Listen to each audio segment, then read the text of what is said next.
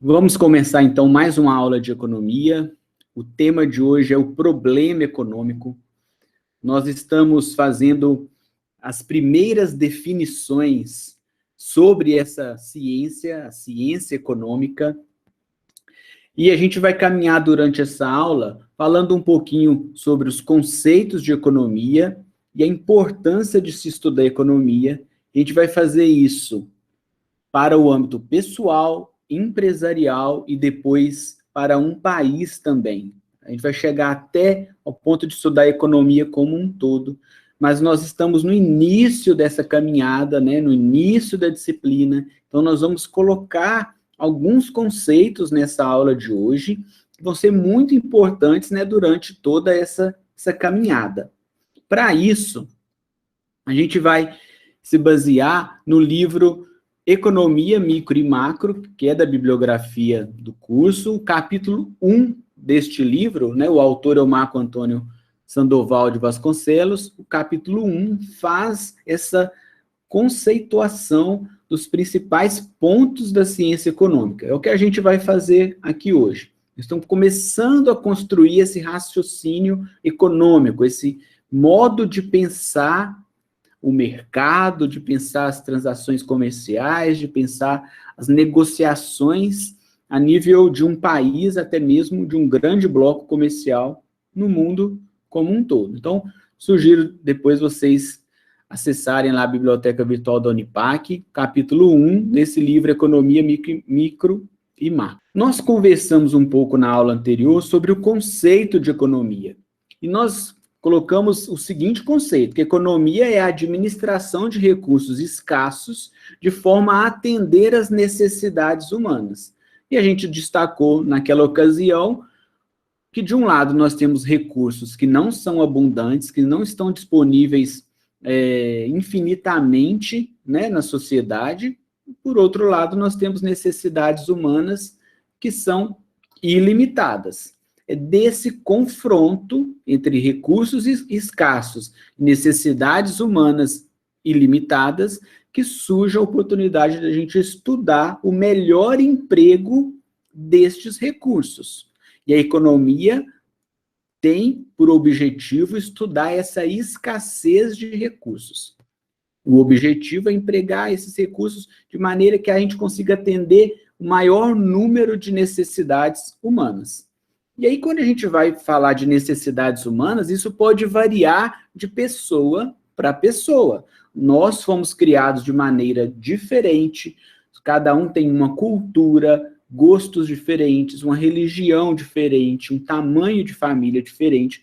Nós fomos formados e educados de maneiras diferentes. Então, o que pode ser uma necessidade básica para uma pessoa, outra pessoa pode tratar isso como um item supérfluo, e vice-versa.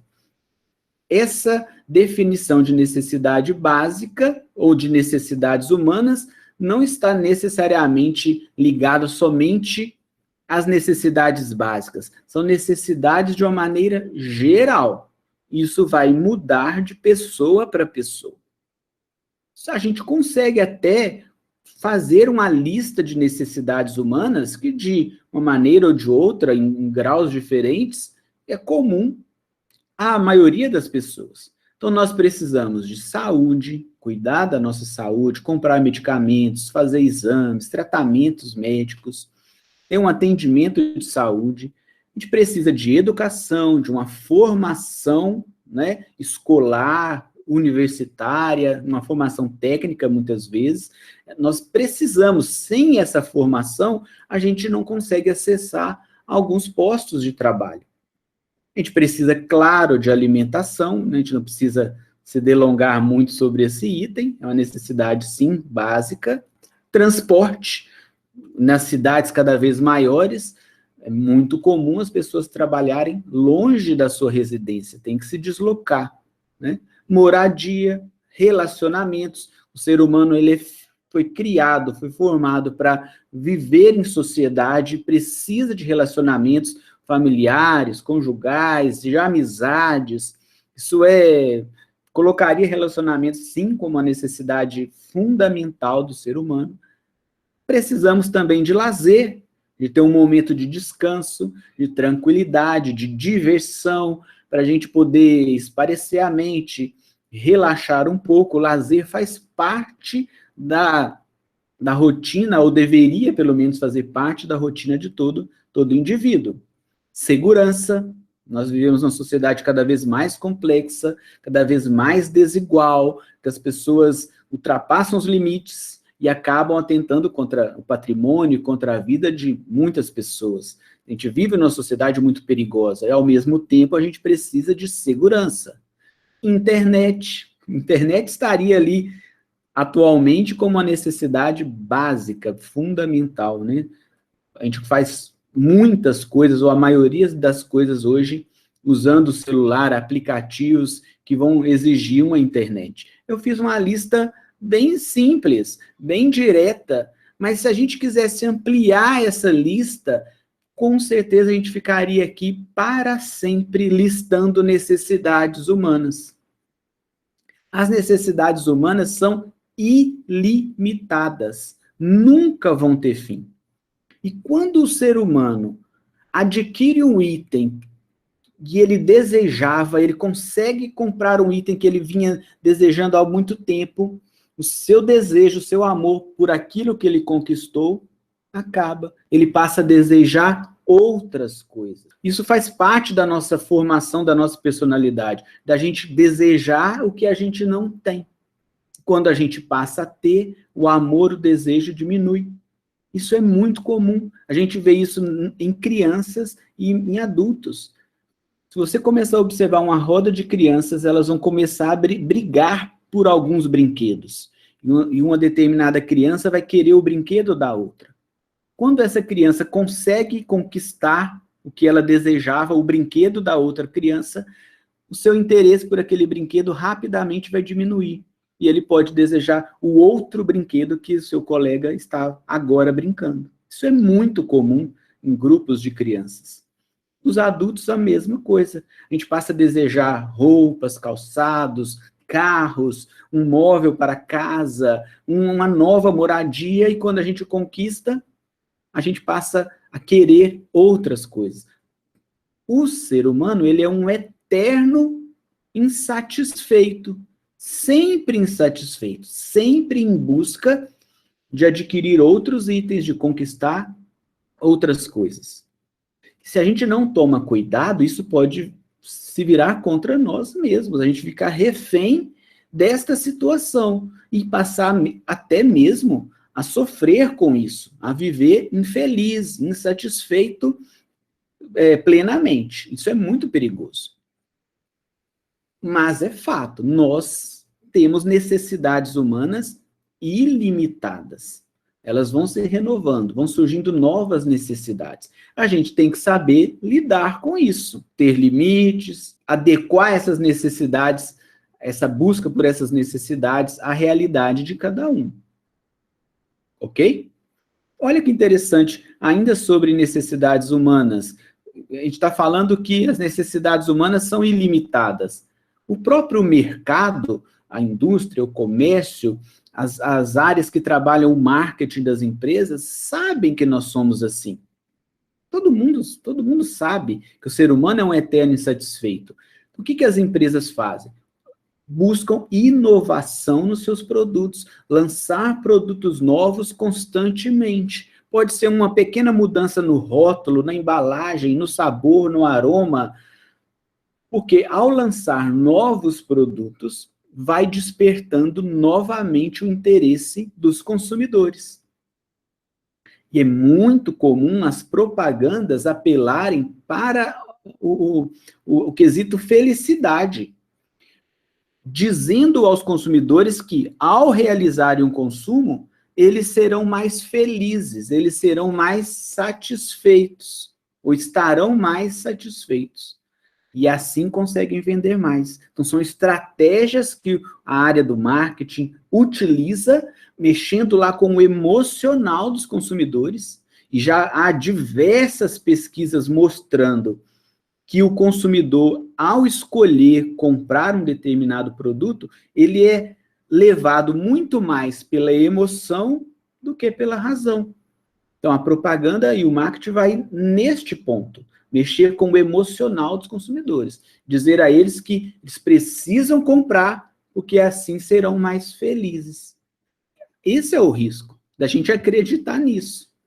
Não estou querendo dizer que a gente não deve comprar, deve consumir e atender as necessidades, desde as mais básicas até as mais supérfluas. Mas a gente tem que tomar o cuidado de não virar refém desse desejo incontrolado. Então, há limites nesse comportamento, ou deveria haver limites nesse comportamento humano de querer comprar para satisfazer um vazio interior que nunca será preenchido plenamente com coisas materiais. E os limites a esse comportamento surgem dos próprios recursos que são limitados, que são escassos. Então, nós temos, do outro lado dessa dicotomia, desse dilema, dinheiro, a renda, são escassos. A gente não tem um pé de dinheiro, uma máquina de dinheiro imprimindo dinheiro para a gente poder comprar o que a gente deseja. Há um limite de renda, há um limite de orçamento. Os recursos naturais também são escassos. A qualidade dos rios está diminuindo a cada ano que passa, dos oceanos, a quantidade de florestas, é o ar que está mais poluído. A gente percebe, com o passar dos anos, que a natureza começa a demonstrar sinais de esgotamento. Então, a gente não pode usar uma área para plantio numa fazenda sem fazer uma rotação de terra, sem cuidar da terra, sem preparar a terra para o plantio, porque ela vai se esgotar.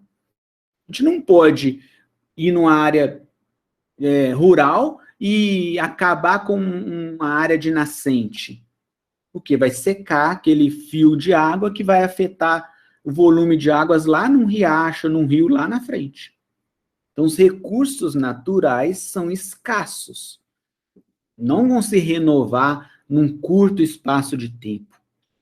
Por falar em tempo, claro que o recurso tempo é escasso também. Nós temos 24 horas num dia e nós distribuímos essas horas em várias atividades. Muitas vezes a gente até desejaria ter mais horas num dia, para dar conta de fazer tudo que a gente planejou. Mas isso é impossível. São aquelas horas determinadas, até surgir um novo dia, uma nova semana, um novo ano. Então, a gente também tem que administrar o tempo. E essa marcação temporal de dias, de semanas, meses e anos é muito importante para nós, porque nos dá a ideia de um recomeço, de um novo dia que está começando. Então, a gente vai renovar as forças, as motivações, vai se empenhar novamente. Não tem diferença nenhuma do dia 31 de dezembro para o dia 1º de janeiro, em termos de horário. É a mesma coisa, é mais um dia que começou. Mas a marcação temporal, a mudança da data, é fundamental para trazer para a gente essa ideia de recomeço. E a gente ganha força para começar mais um ano. Justamente porque os recursos são escassos. É difícil, não dá para a gente atender todas as necessidades humanas com a quantidade de dinheiro que a gente tem. A gente tem que distribuir esses recursos. Mas se a gente pensasse, talvez no jogador de futebol mais rico, no artista mais rico que existe, no empresário mais rico no planeta, será que eles também vão enfrentar esses dilemas? Com certeza vão. Claro que num patamar de escolhas muito maior, são escolhas provavelmente muito mais fáceis de serem feitas, porque a maior renda permite isso. Mas todos os indivíduos, todas as pessoas vão fazer escolhas, distribuindo recursos nas suas necessidades humanas. Então, a pessoa mais rica, ela não vai comprar todas as casas do mundo, todas as roupas do mundo. Em algum momento vai ser exigido que ele faça alguma escolha. À medida que a disponibilidade de recursos vai diminuindo, as escolhas vão ficando mais difíceis. É óbvio, né? A gente vai ter que pegar nosso salário, a nossa renda, distribuir entre as contas do mês, entre a alimentação, entre o transporte, entre a faculdade. Muitas vezes algumas coisas vão ficar para o mês seguinte, a gente vai ter que abrir mão de alguns itens para conseguir atender às necessidades humanas. E aí as necessidades mais básicas vão ser atendidas primeiro, muitas vezes. Ok? Então, essa é uma realidade que não tem como a gente mudar muito. Para qualquer nível de renda, a gente vai ter um confronto, um embate entre recursos que são escassos e necessidades que são ilimitadas. Isto é o problema econômico, que é o tema desse capítulo. Esse capítulo 1 do Economia Micro e Macro aborda a definição do problema econômico. O que a economia está estudando? Qual o problema que a economia vai resolver? É o problema da escassez de recursos. E essa escassez de recursos, confrontado com necessidades humanas que são ilimitadas, gera um problema, que a gente vai ter que escolher o que fazer. Nesses itens aí das necessidades humanas, se a gente fosse abrir cada um desses itens, se a gente falasse ali de alimentação, uns iam querer, uns iam gostar mais de carne, outros mais de verdura, outros vão gostar de massas. Se a gente fosse abrir item por item, aumentando o detalhe de cada um desses itens, a gente ia ver que cada um é formado de uma maneira diferente. E a gente sabe também que para uns vai ser mais fácil fazer escolhas do que outros. Para as classes mais baixas de renda que a gente tem no Brasil, a escolha vai ser entre a mãe almoçar ou o filho, ou ter que escolher alimentos muito ruins. Isso é a realidade do Brasil, em muitos lugares, porque a renda é muito baixa. Então, novamente, não importa o nível de renda, a gente sempre vai ter este problema: necessidades ilimitadas, recursos limitados. Então, a escassez de recurso nos leva obrigatoriamente a fazer escolhas. A gente vai pegar a nossa renda e vai olhar no que a gente deseja gastar. Alguns itens não tem como abrir mão. Então, não tem como abrir mão de uma moradia, não tem como abrir mão da alimentação, a gente tem que gastar.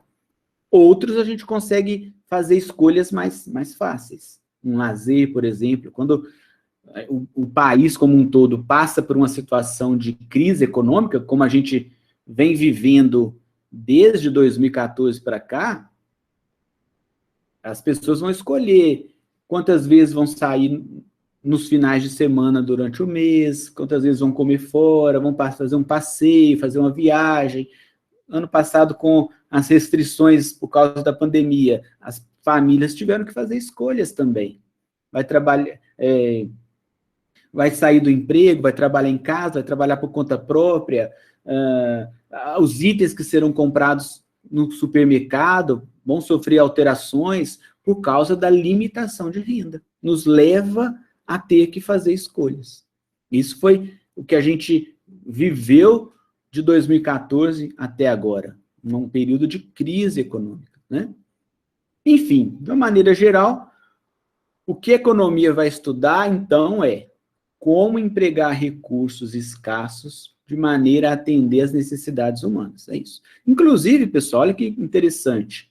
A palavra economia significa administração de uma casa, administração dos recursos de uma casa. Então, aí, no âmbito pessoal, é o que eu acabei de comentar. A gente recebe a renda e distribui esses recursos em vários fins, de maneira que a gente consiga, então, atender às nossas necessidades. Já que a gente tem que fazer uma escolha, toda vez que a gente faz uma escolha, a gente tem que renunciar outras possibilidades, outros itens, outros produtos, outros caminhos que a gente poderia percorrer, não é verdade? Cada escolha exige uma renúncia. A gente não consegue imaginar, pela nossa limitação, o se, né? Já ouviram aquela expressão? O se não existe. E é verdade. Na nossa visão, no nosso entendimento temporal em linha reta, as coisas vão acontecendo e a gente vai vivendo à medida que o tempo vai passando, a gente não consegue imaginar o se, né? O se, ele não existe. Então, a gente fez uma escolha, está num caminho, fez uma escolha, não dá para voltar atrás e fazer a outra escolha. Não, dá para daqui para frente fazer pegar um novo caminho, e aí, se tiver que mudar de rota, vai mudar, mas voltar no tempo, é claro que não tem jeito. Eu sei que vocês estão entendendo o que eu estou querendo dizer. Por que eu estou falando tudo isso? Porque já que eu tenho que renunciar a algumas possibilidades, isso vai nos trazer alguns custos. Aí pensa assim, nossa, se eu tivesse escolhido outro caminho, né, o que eu poderia ter ganhado? Nossa, eu perdi a oportunidade de tomar outra decisão. A gente sempre fica comparando o que está acontecendo com o que poderia acontecer. A gente não consegue imaginar o que poderia acontecer, porque não aconteceu, mas a gente fica pensando sobre isso. Na verdade, deixa eu refazer minha frase, a gente não consegue medir exatamente o que poderia acontecer, a gente até imagina. Só que esta questão é muito importante em economia, porque quando a gente faz uma escolha e abre mão de outras possibilidades, a gente está incorrendo num custo de oportunidade. Então, o custo de oportunidade é o valor econômico da melhor alternativa sacrificada ao se fazer uma escolha. Mas essa frase está muito complexa ainda, não ficou tão fácil de entender. Olha lá, é o valor econômico da melhor alternativa sacrificada ao se fazer uma escolha. A segunda definição é mais fácil de entender. É o valor do que se renuncia ao tomar uma decisão. Então, imagina que você tem dois caminhos, A e B. Ao escolher o caminho A, você está tendo um custo de oportunidade de não escolher o caminho B. Ou seja, ao escolher o caminho A, qual é o valor econômico que você está perdendo ao não escolher o caminho B? Isso é custo de oportunidade.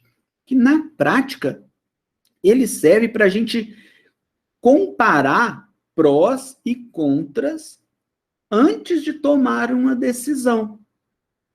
Qualquer decisão que a gente estiver tomando na vida. Mesmo se você estiver no supermercado e vai comprar, por exemplo, um pacote de feijão, e lá tem 3, 4 marcas de feijão com preços diferentes. Você pega lá um pacote de feijão que está a R$6 e um outro que está lá na prateleira, que ele está custando R$5,90, ao escolher comprar um de R$6, você está tendo deixando de escolher um de R$5,90. Então, quanto que você perdeu ao comprar o de R$6? Essa diferença ali dos 10 centavos, né? Você teve um custo de oportunidade porque você renunciou o pacote de R$5,90. Qualquer escolha que a gente fizer. Olha alguns exemplos. No mercado financeiro, por exemplo, quando o investidor está ali com um montante reservado, guardado para fazer uma aplicação financeira.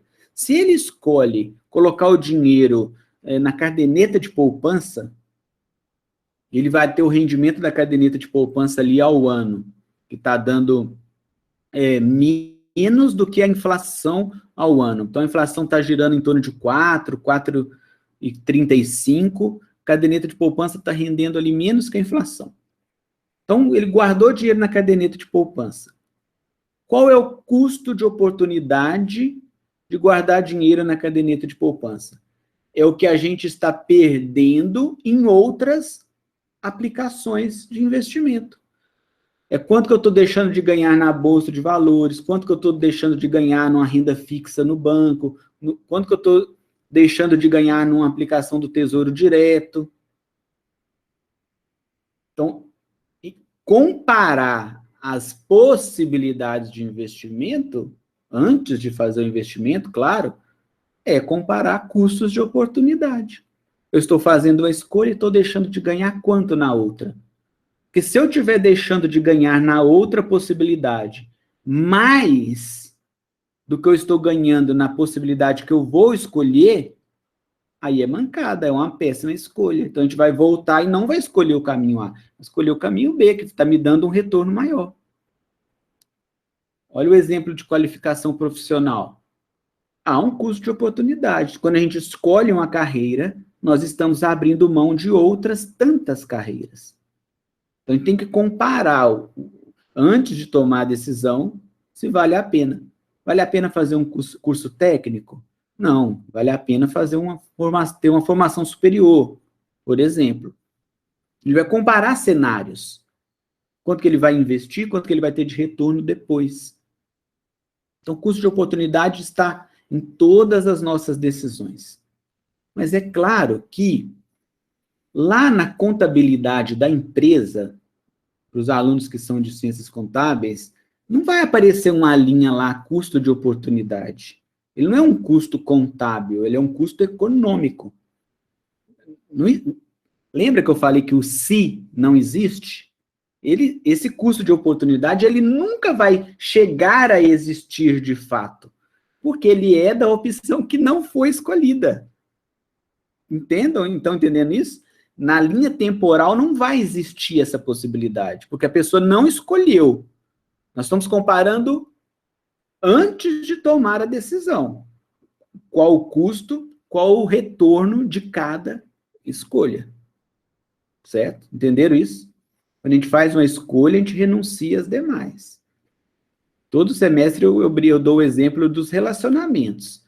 O sujeito resolveu se casar, por princípio, ele deveria abrir mão de todos os demais relacionamentos, né, amorosos, conjugais. Ele fez uma escolha, ele está abrindo mão, está renunciando. Mas a gente não precisa pensar muito e saber que a pessoa escolhida para um casamento não é a melhor pessoa do mundo. Só se a pessoa for muito iludida para achar que é a melhor pessoa do mundo. Não é. Num mundo de bilhões de pessoas, vai ter pessoas melhores do que aquelas que a gente escolheu. Nossa, Alisson, mas você está falando isso? Você acredita nisso mesmo? Eu estou dando um exemplo exagerado, para a gente entender a realidade. Tem tantas pessoas que poderiam ser escolhidas, mas quando o indivíduo resolve assumir um compromisso em se casar, e se ele leva esse compromisso a sério, ele vai renunciar às outras possibilidades. Ou seja, o custo de oportunidade dele, dessa escolha, foi menor. Ele olha os outros cenários e pensa, ó, escolher casar com essa pessoa vai me dar mais benefício do que casar com outras tantas. E aí ele toma a decisão. É isso, vale para todas as áreas da nossa vida. Sempre vai comparar custo e retorno. Escolher a possibilidade que vai dar mais retorno. Aí, esse retorno ele é muito abstrato, né? Ele pode ser medido em várias unidades aí diferentes, né? Várias medidas diferentes, né?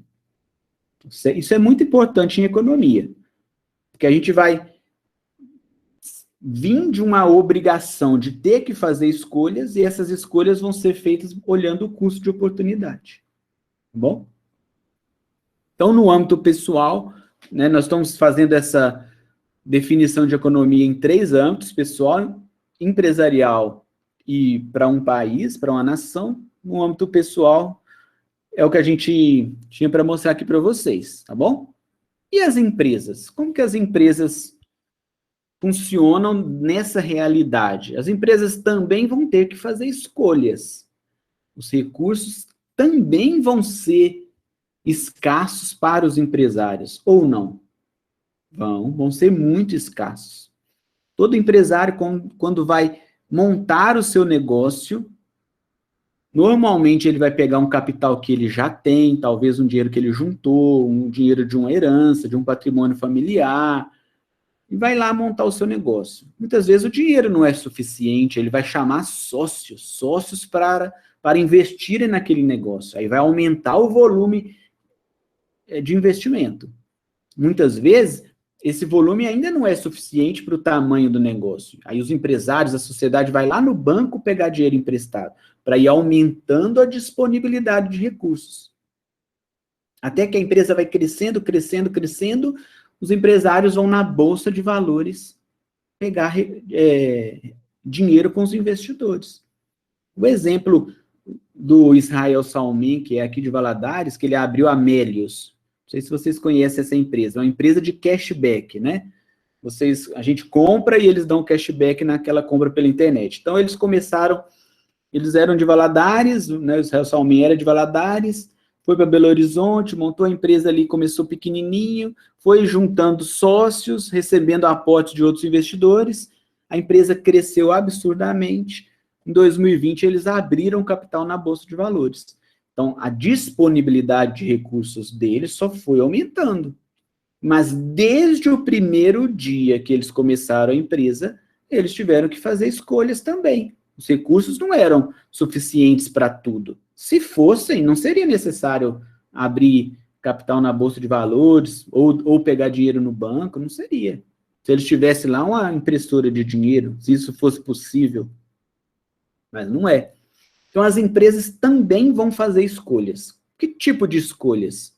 O que produzir? Qual o produto que vai ser produzido? Qual o serviço que vai ser oferecido?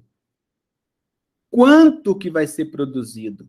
Né? A quantidade, vai atender qual público, qual região, vai atender o país todo ou apenas um estado?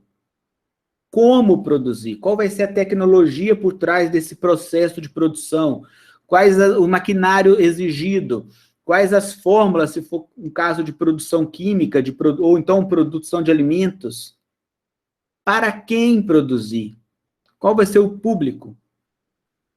Quem vai comprar os produtos dessa empresa? Está produzindo produtos para crianças, para idosos, para classe média, classe alta, sabe? Para quem produzir? Essas decisões, essas escolhas, são chamadas de problemas econômicos fundamentais das empresas. Então, quais os problemas fundamentais das empresas? Eu não estou querendo dizer no sentido de, quebrou uma máquina, não é problema desse tipo, de, quebrou uma máquina, eu tenho que consertar, o funcionário faltou, quem vai substituir? Não estou trazendo um conceito mais abstrato, nem sei se essa é a melhor palavra, mais amplo. Problemas fundamentais que os empresários têm que resolver. Como vai ser o negócio? Tomar a decisão de abrir uma loja de roupas exige escolhas diferentes do que o empresário abrir um posto de gasolina. Claro, não é óbvio? Então, se o empresário resolve assim, não, vou abrir um posto de gasolina, ele não vai sair pesquisando fornecedor de roupa ou de calçados para uma loja de calçados. Ele vai tomando decisões no seu negócio, o seu caminho vai sendo traçado, vai afunilando. Ele vai abrindo mão de outras escolhas. Estão acompanhando? E a mesma coisa à medida que as outras perguntas vão aparecendo. Quanto que eu vou produzir? Como? Para quem? Okay? Então, o exemplo da loja de roupas. Quanto que vai ser produzido? Vai ser vendido? Vai ser uma mega loja, vai ser uma loja com uma porta, com duas portas, vai ser no centro, na principal rua da cidade, vai ser num bairro, vai atender... quantas vendas serão feitas no dia? Como que isso vai ser feito? Quais as vitrines, quais os balcões, quantos terminais de computador vão ter, quantos vendedores? Como entra ali, de Quem vai fornecer os produtos? Vai ter que buscar em São Paulo, vai ter que buscar no Nordeste? Como? E o como abrange outras tantas perguntas e exige outras tantas escolhas. E aí as empresas vão ter que fazer isso. Abrir mão de muitas escolhas. Os empresários não são donos de todas. Um único empresário não produz tudo no mundo. Ele faz escolhas, como todo mundo faz. Então, a realidade da escassez de recursos também se apresenta para os empresários. E como prejudica os empresários, né? As médias e grandes empresas sempre estão recorrendo a financiamentos no setor bancário, as grandes empresas vão pegar recursos lá no BNDES com o governo federal, ou pegar recursos em bancos de desenvolvimento nos estados, para ter recursos e poder produzir. Porque não tem recursos próprios para isso. Tem limites, tem escassez de recursos. E por isso que é importante a administração e as ciências contábeis no gerenciamento das empresas. Porque já que os recursos são escassos, a gente não pode desperdiçá-los. Não pode tratar levar um empreendimento na brincadeira, sem o controle, o registro, o olho do dono vendo o que está acontecendo, pessoas capacitadas tocando o negócio. Não pode haver desperdício. Uma área que sempre é muito destacada nas empresas é a área da rede de controle de custos, redução de custos. Porque isso vai gerar resultado para as empresas. Vai sobrar recursos para serem empregados em outras áreas da empresa. Certo? Então, essas 4 perguntas e outras tantas que derivam delas, e a ordem que elas estão apresentadas ali não necessariamente será sempre nessa ordem, são diversas perguntas que os empresários têm que responder para resolver seus problemas econômicos fundamentais. Como que ele vai fazer essas escolhas? Ou melhor, ele vai escolher entre o quê? Né? Entre fatores de produção. Fatores de produção é tudo aquilo que vai ser empregado na produção de um bem ou de um serviço. E a gente consegue listar esses 3 fatores de produção, considerados ali os mais principais. Então, é tudo que vai ser combinado na produção de um bem ou de um serviço. Então, será terra, capital e trabalho, sendo que o fator de produção terra envolve ali a área física, o espaço físico do negócio e os recursos naturais. Então, qualquer empreendimento precisa de um espaço, de um local. Mesmo os empreendimentos que são totalmente online. Em algum lugar vai ter um servidor instalado armazenando aqueles dados. Ah, mas hoje, né, as pessoas falam assim, mas está tudo na nuvem. Mesmo assim, tem algo transmitindo informações para esses locais, esses servidores. A gente fala nuvem, é um modo de dizer, claro, né? Então, terra é isso. Espaço físico. Todo empreendimento vai ter. Agora, do ano passado para cá, na verdade, muitas pessoas começaram a trabalhar em casa e produzindo ou um artesanato, ou um alimento na própria casa, e vendendo coisas pela internet. Muitas pessoas vão em São Paulo, trazem roupas ou calçados, bijuteria, e vendem em casa. O fator de produção terra para esses negócios é a própria casa da pessoa. Né? Uma outra mudança que aconteceu do ano passado para cá é que muitas lanchonetes e restaurantes fecharam as portas e passaram a trabalhar só com a entrega de lanches. Então, o fator de produção vai ser a própria casa da pessoa que ela está produzindo o lanche, a própria sala, uma pequena sala no bairro que ele está produzindo lanche. Fator de produção, terra. Capital.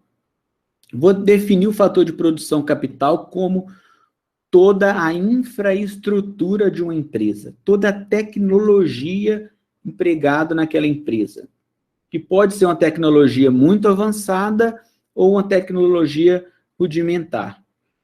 Uma empresa que trabalha oferecendo serviços de lavar uma roupa e passar uma roupa, tem uma infraestrutura, um capital empregado com equipamentos relativamente simples, né? Uma máquina de lavar, ferros para passar as roupas. É diferente de uma montadora de automóveis. Vai ter um capital empregado com altíssimo nível tecnológico, robôs produzindo os automóveis. Então, capital é a infraestrutura da empresa, maquinário, tecnologia, toda a estrutura da empresa. Trabalho, fácil de entender, claro, né? É a mão de obra humana empregada na produção de qualquer produto ou serviço. Mesmo numa montadora de automóveis que praticamente tudo é mecanizado, robotizado, tem a mão de obra humana ali, até mesmo para ligar e desligar as máquinas, dar manutenção nas máquinas, segurança, enfim, nunca será dispensado por completo o trabalho humano, mesmo que a gente venha observando nos últimos anos como que essa área da robótica está avançando demais. Outro dia eu vi um vídeo, recebi um vídeo de robôs fazendo hambúrguer, acho que no Japão. Eles fazem tudo. Monta o lanche, entrega o lanche, um robozinho fazendo isso, né? E vocês vão achar aí vários vídeos de robôs fazendo coisas incríveis, mas o trabalho humano sempre vai ser necessário. Então, qualquer empreendimento vai combinar quantidades diferentes desses fatores de produção. Claro, vai ser exigido a habilidade técnica do empresário, a habilidade do empresário, a inteligência do empresário, seu carisma, a sua habilidade para fazer essa combinação de fatores para gerar o produto final. Mas todos vão ter uma porção de terra, um espaço, infraestrutura e mão de obra. Alguns setores vão ser intensivos em terra. Então, você pega a agricultura familiar, por exemplo, intensiva em terra. Ou mesmo a agricultura, as monoculturas, as grandes lavouras, intensivo em terra. Apesar que hoje a agricultura é totalmente mecanizada, né? As grandes áreas de plantações de soja, de milho, né, no Brasil, tudo mecanizado. Então, vai ter uma divisão aí do emprego da terra e do capital, da infraestrutura. A indústria, geralmente, é mais intensiva em capital, tem mais tecnologia. A área de serviços, o comércio, vai ser mais intensivo em trabalho. Então, os empresários vão responder lá as perguntas fundamentais, os problemas fundamentais, fazendo essas combinações de terra, capital e trabalho, certo? Eu dei o exemplo lá do empresário que quer abrir um posto de gasolina. Em alguns países na Europa, nos Estados Unidos, não tem a mão de obra lá abastecendo o carro. É o próprio cliente que abastece. Aqui no Brasil ainda tem a mão de obra ali abastecendo os carros. Então, olha como as mudanças vão surgindo e vão transformando os negócios. Então, um setor que, às vezes, historicamente é intensivo em terra, pode passar por uma transformação tecnológica e passar a ser intensivo em capital. Ok? Agora, presta atenção no seguinte. Quando os empresários vão tomar as decisões de empregar terra, capital e trabalho para abrir seus negócios, eles não vão fazer isso de graça, não vão conseguir fazer isso sem pagar nada. Tem que pagar pela terra, pelo uso do capital, pelo trabalho. Então, é um componente a mais nessa escolha, que é o custo destes fatores de produção. A gente não pode sair escravizando as pessoas e colocando elas para trabalhar sem receber salário, não pode. Isso representa para o empresário um custo. Então, todos esses fatores vão representar custos para os empresários. Então, para usar a terra, o empresário vai ter que pagar um aluguel ou comprar a terra. Ele tem que pagar pela terra. Então, o aluguel é a remuneração pelo uso do espaço. Os juros é a remuneração pelo uso do capital. Ah, mas nós não definimos capital como infraestrutura? Sim, tecnologia, equipamentos, é isso mesmo. Os empresários muitas vezes vão pegar financiamentos, empréstimos, para investir em capital, em infraestrutura. Então, nós estamos definindo capital aqui em economia como a infraestrutura. Só que o empresário paga juros para fazer esses investimentos no seu negócio. Investimentos em tecnologia. E o salário é a remuneração pelo trabalho. Então, contratar as pessoas, tem que pagar um salário digno para elas. Não pode trabalhar sem receber o salário.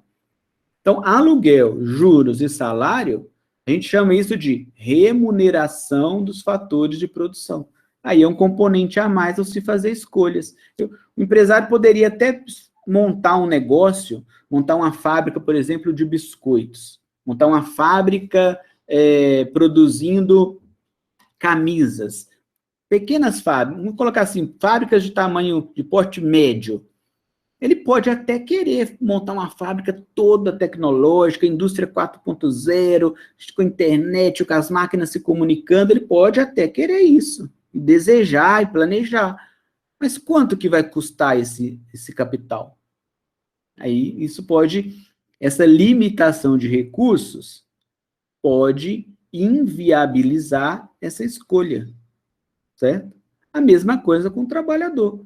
O empresário quer contratar um gerente super capacitado e com histórico trabalhando em grandes empresas, ou a empresa quer contratar um diretor financeiro, um administrador para chefiar um setor importante na empresa. Quanto que ele custa? Qual que é o salário dele? Cabe no orçamento da empresa? Ok. Vamos lembrar lá do custo de oportunidade. Às vezes, nesse exemplo do caso do trabalho e do salário, às vezes, mesmo o salário sendo alto, compensa contratar alguém mais capacitado. Porque ele vai fazer diferença, ele vai tomar decisão, ele vai liderar, ele não vai ficar atrasando a empresa. Certo? É o custo de oportunidade. Vai comparar qual que é a capacitação desse funcionário, qual que é o salário dele. Vai dar retorno? Vale a pena pagar esse salário alto para ele? Vale. Ele vai comparar antes de tomar a decisão, olhando justamente o custo de oportunidade. Ok? Então, nós vimos no âmbito pessoal, no âmbito empresarial, e agora nós vamos falar desse conceito de economia no âmbito nacional, olhando a economia como um todo. E aí já está caminhando aqui para encerrar nossa aula de hoje. E para fazer essa apresentação do último tópico aqui, do conceito da economia no âmbito maior, nós vamos usar uma estrutura que chama fluxo circular da renda. O que eu vou mostrar aqui para vocês é uma simplificação de como funciona um mercado no mundo real. Como que a renda gira pelos mercados. E nós vamos ver que são vários mercados aqui, tá bom? Nós vamos fazer isso agora. Nós vamos fazer aqui algumas abstrações, algumas suposições para simplificar esse modelo econômico, tá bom? A gente sabe que na prática ele é muito mais complexo. Então nós vamos supor que esse mercado ele é formado pelas famílias e pelas empresas. E também vamos supor que as famílias são as proprietárias dos fatores de produção. Vamos lembrar lá os fatores de produção: terra, capital e trabalho. Então vão ser as famílias que vão oferecer mão de obra, vão oferecer as terras, vão oferecer recursos para serem investidos em infraestrutura.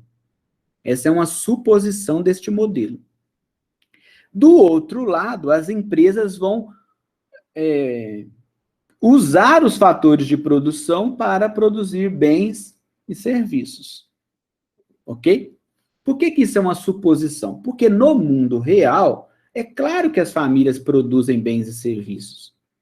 É o que mais tem no Brasil, né? Essa economia informal das famílias produzindo ou alimentos, ou artesanato, enfim, né?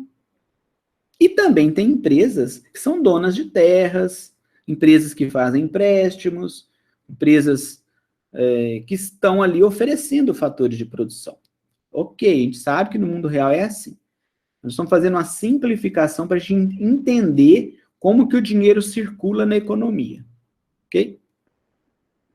Nós vamos supor também que existem dois principais mercados. Lá em cima, o mercado de fatores de produção, vão ser negociados terra, capital e trabalho. Por exemplo, uma imobiliária é um mercado de fator de produção, está negociando ali espaços físicos, a terra, aluguel de imóvel, aluguel de sala comercial, venda de fazenda, né? Um exemplo. Centrais que fazem a intermediação entre empresas que têm vagas de emprego e os trabalhadores. É um mercado de fator de produção. Os dois lados interessados vão nesses mercados negociar a mão de obra, certo? Ou mesmo quando um funcionário ou um candidato a uma vaga vai para uma entrevista de emprego, leva um currículo e negocia aquela vaga, ali tá sendo um mercado de fator de produção. E embaixo, o mercado de bens e serviços, que é mais tranquilo, são as lojas, as empresas que estão comercializando a produção que foi feita lá na empresa. Tá? Mercado de bens e serviços é bem mais simples. Então, vamos lá ver esse modelo. Já que as famílias são donas dos fatores de produção, elas vão fazer uma oferta desses fatores de produção. Então, o sujeito vai lá no mercado e diz, eu quero trabalhar. Ó, eu tenho esse espaço aqui para alugar. Vou colocar uma placa lá de aluga. A família está oferecendo os fatores de produção. As empresas precisam desses fatores para combiná-los e produzir bens e serviços. Então, as empresas vão lá no mercado de fatores e vão fazer uma demanda por esses fatores. Abrir as vagas, anunciar que a empresa tem vaga para empregados, para novos funcionários, ir no mercado contratar, pegar recursos para comprar equipamentos, tomar financiamentos para comprar máquinas, investir no seu parque produtivo. E é a mesma coisa com a terra. Então, as famílias fazem uma oferta dos fatores de produção que as empresas vão demandar esses fatores. Aí, cá dentro da empresa, todos os responsáveis vão atuar para produzir e levar ao mercado um produto pronto, acabado, usando a tecnologia disponível que elas tiverem. E aí vão fazer uma oferta de bens e serviços.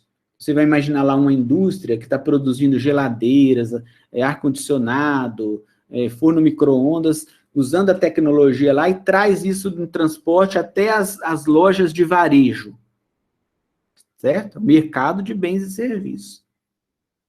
E como a gente viu lá no começo que nós precisamos atender às nossas necessidades humanas, as famílias vão lá no mercado de bens e serviços fazer uma demanda por eles, comprar alimentos, roupa, calçado, material escolar, carro, tudo que você puder imaginar.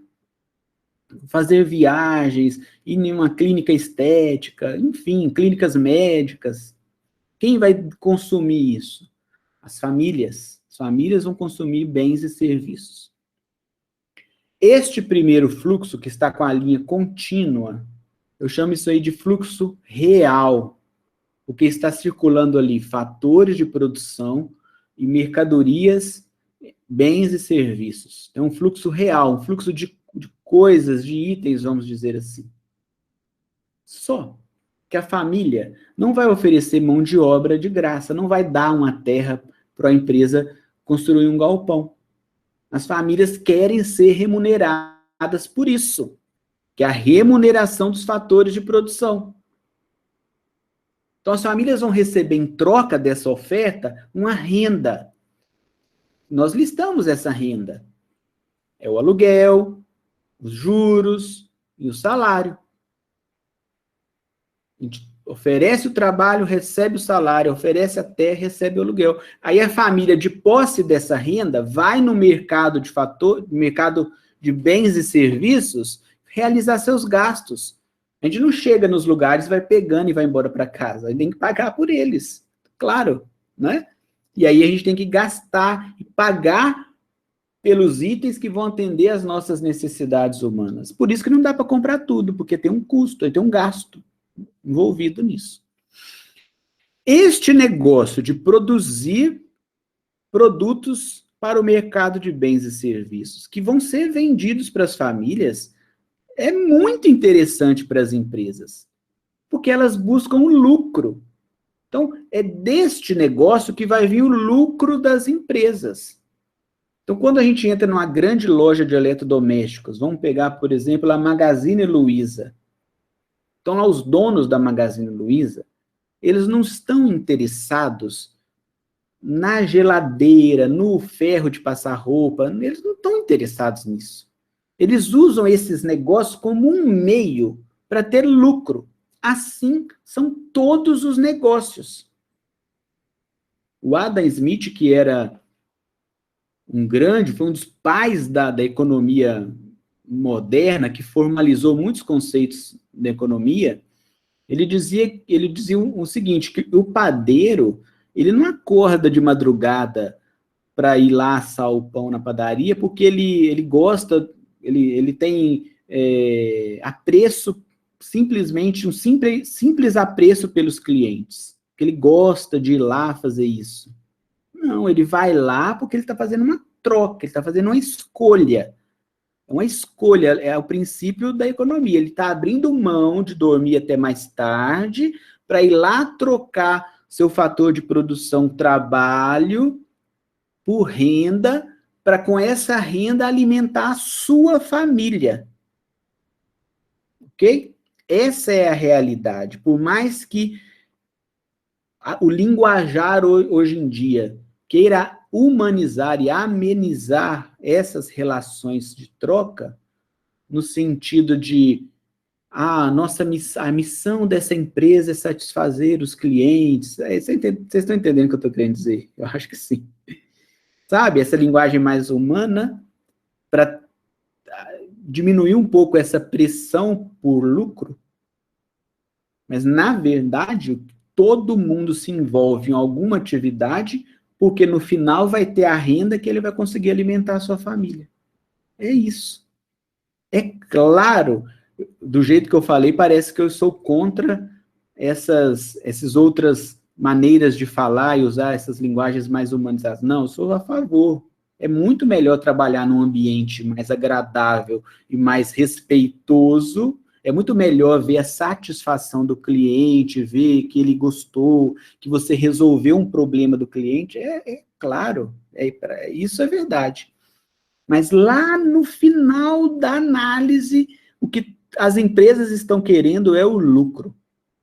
E está certo, né? As empresas existem para isso.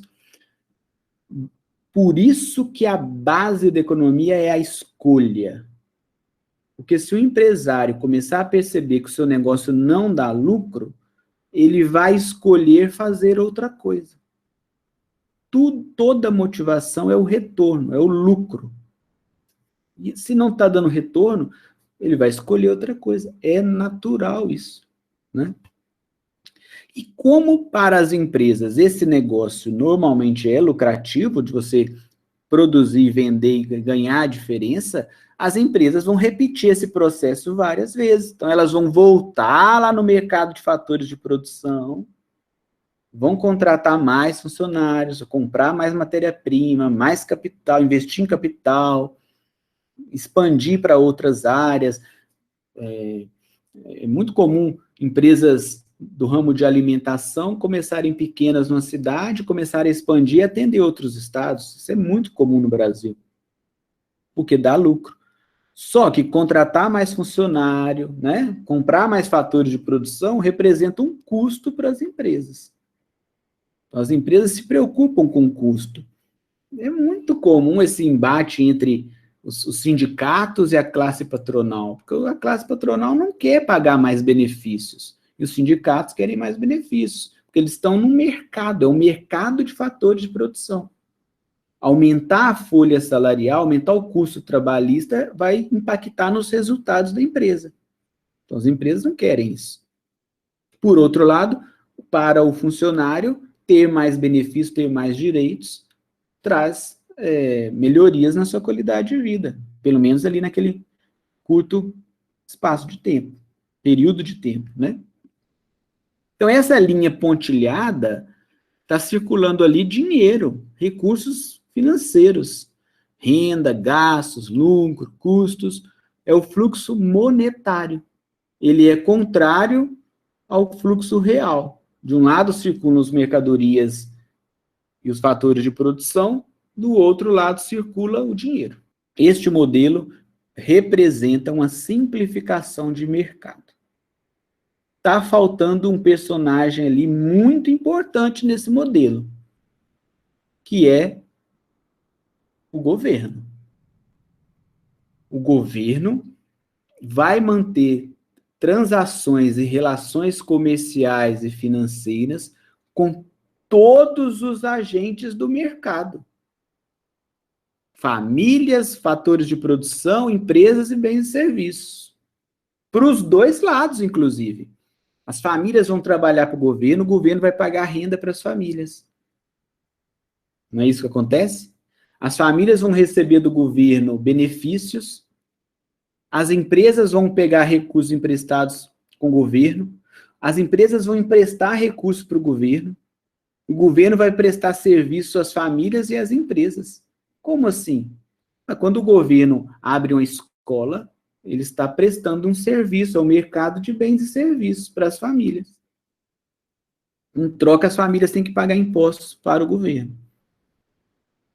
Com ênfase no pagar impostos para o governo. Né? Assim é o mercado de fatores de produção, assim é o mercado de bens e serviços. Então, o governo vai atuar em todos os elos dessa cadeia. Então, as famílias recebem renda, o governo vai cobrar um imposto de renda. Aí as famílias, do que sobra, depois que pagou o imposto de renda, elas vão fazer gastos. O governo vai cobrar o ICMS ali do consumo, da circulação de mercadorias. Aí as empresas vão ter lucro nesse negócio, o governo vai cobrar o imposto sobre o lucro. Aí as empresas vão contratar mais fatores de produção, o governo vai cobrar imposto na folha salarial, vai cobrar imposto das transações financeiras, vai cobrar o imposto territorial. Certo? Então, o governo está em todas, onde tiver oportunidade do governo cobrar imposto, ele vai cobrar. O problema no Brasil é que essa carga tributária é muito elevada e a contrapartida no oferecimento de serviços é muito ruim. Deixa a desejar, né? Esse é o problema do Brasil. Nós temos carga tributária de países desenvolvidos e serviços públicos de países subdesenvolvidos. É um grande atraso, né, na economia brasileira. Quanto mais rápido essas engrenagens girarem, mais riqueza o país vai produzir. Quanto mais as famílias trabalharem, aumentarem renda, vão gastar mais, as empresas vão lucrar mais, que vão produzir mais, que vai ter mais renda, vai gerando ali um fluxo circular positivo, um ciclo virtuoso na economia. Quando um desses elos entra em crise, se as empresas param de produzir, mandam os funcionários embora, entregam as terras alugadas, os espaços alugados, as famílias pedem renda, que vão comprar menos, e as empresas vão ter menos lucro. Não foi isso que aconteceu no início do ano passado? Crise econômica. O PIB caiu ano passado 4%, um pouco a mais de 4%.